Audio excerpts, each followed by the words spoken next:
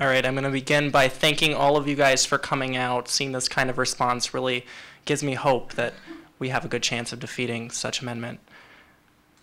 A little bit about me. I am a sophomore here at Southwest Minnesota State University, and I'm double majoring in speech communications, radio, television, and public relations. And I come from a very, very small rural town of about 250 people in South Dakota where homosexuality is not really present except for in jokes and talked negatively about.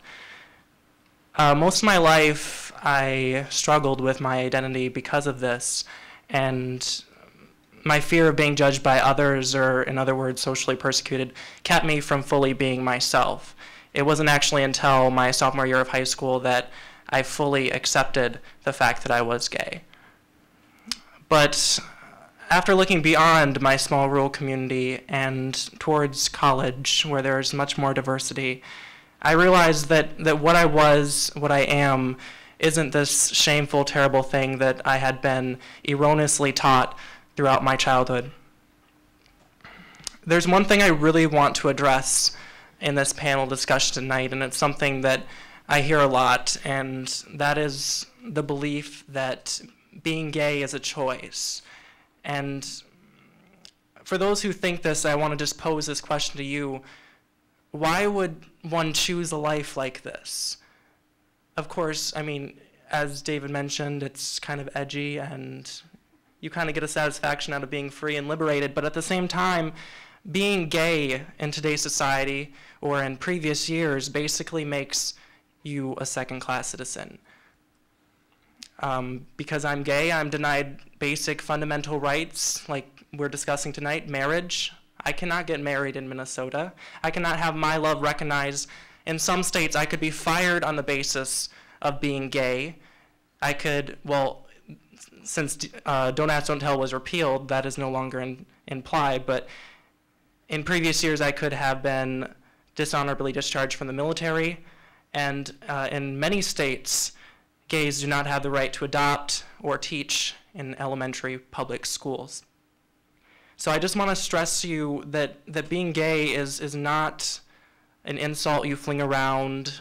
It's not something that you equate with something you feel is dumb or stupid. So when you say that's so gay, it's not nothing. It is something. You are offending somebody every time you say it, even if you are saying it subconsciously. So I just want to stress that to you. I also want to stress that because of this kind of intolerance, hundreds upon hundreds of gay youth choose to take their lives in this hostile environment. So we as a society need to change the message that we are sending to these youth to hopefully reverse the psychology behind it. And that's pretty much it.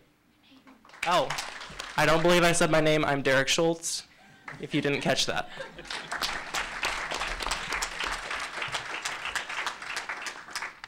Good evening, everyone. My voice doesn't hear you. I don't think it's on. No, it is. Okay. I am Pastor Juanita Harberts. I am the... We'll just switch mics here. There we go.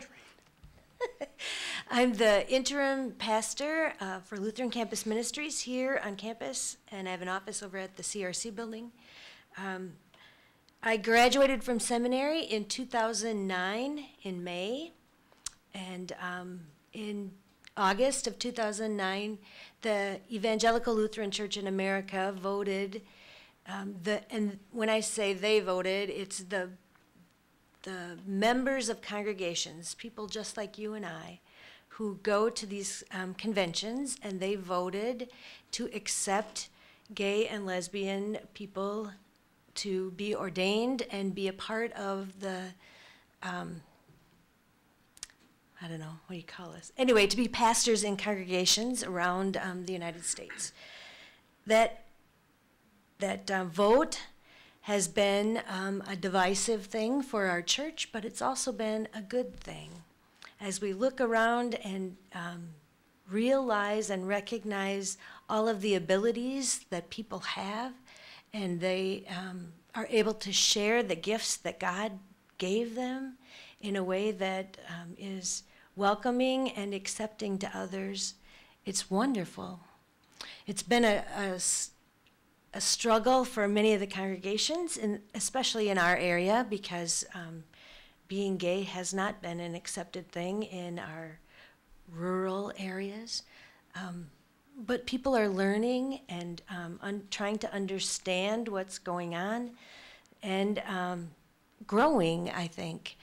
Certainly there are people that will probably never accept gay or homosexual relationships, but there are many others that have grown to accept all of the changes that happen. I think there are many other people that could say much more important things than I can, but I just want to say that I think we all need to remember who Jesus was and to be able to act in a way that's going to be loving and accepting.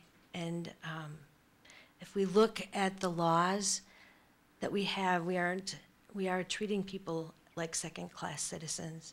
And what is it that we as Christians want to do? Who do we want to be? I know that there's all kinds of different places that people give biblical text one way or another about this. I've been reading this book, A Time to Embrace Same-Gender Relationships. It's about religion, law, and politics. And it's a really good book, and there are, I don't know, hundreds of different biblical texts in here that they can cite things one way or the other, and I think anybody who has a Bible can pick it up and say whatever they want to say and say that it's biblically correct. But I think we really need to look at who Jesus was and remember that Jesus is about love and acceptance more than what we can't do. Anyway.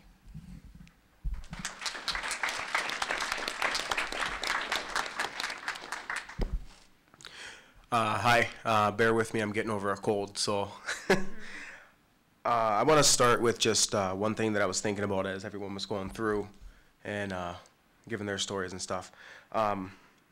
Me personally, I do not judge one by the color of their skin or the sexual orientation that they choose to live by, you know, and my rhetorical question is, why should any of you? And that is very assertive to come out and just say that to you. I'll continue on. My name is Joe Guzman. I think I know pretty much everyone in this room. I am the Diversity and Inclusion Chair for the Student Senate on campus, and previously I was the Diversity Specialist for Minnesota State University's Student Association for this campus. I'm here today as an ally. I'm a heterosexual male. My fiance is in this room, and I'm here as an ally for seeking equality at the altar.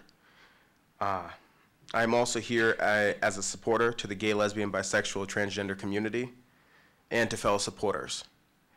It is our responsibility to be there as a friend, a mentor, or even a supporter to those who are gay, lesbian, bisexual, and transgender.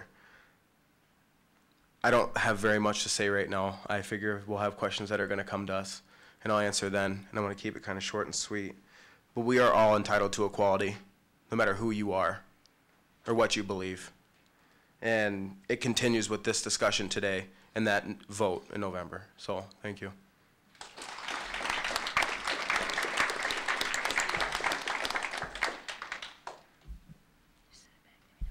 Thank you, panelists.